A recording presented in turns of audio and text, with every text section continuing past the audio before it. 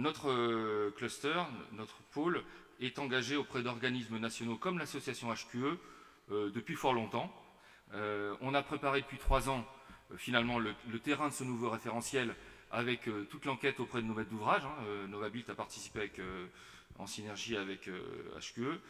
Nous sommes en cours d'études REX avec l'association AQC, Agence Qualité de la Construction, sur notamment les bâtiments BEPO. C'est le retour d'expérience de ces bâtiments.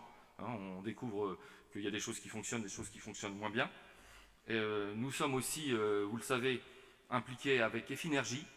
Et pour moi, c'est le fait qu'on partage finalement avec l'association HQE un même diagnostic.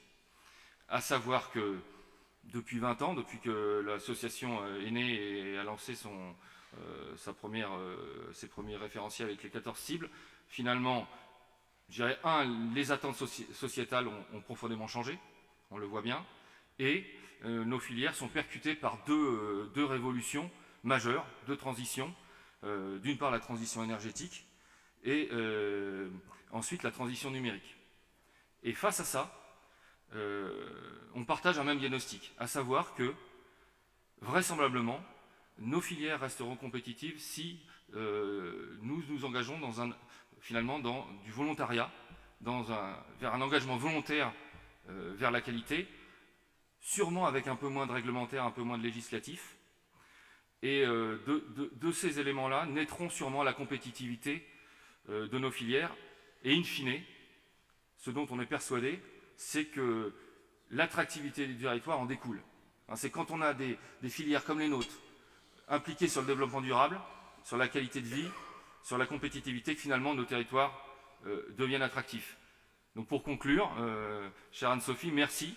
Finalement, merci de nous permettre d'implémenter le nouveau référentiel avec vous. Merci aussi de nous autoriser à le tester, à le faire évoluer, peut-être le rendre aussi progressif, à l'image de nos concurrents étrangers, les labels LEED et BREEAM.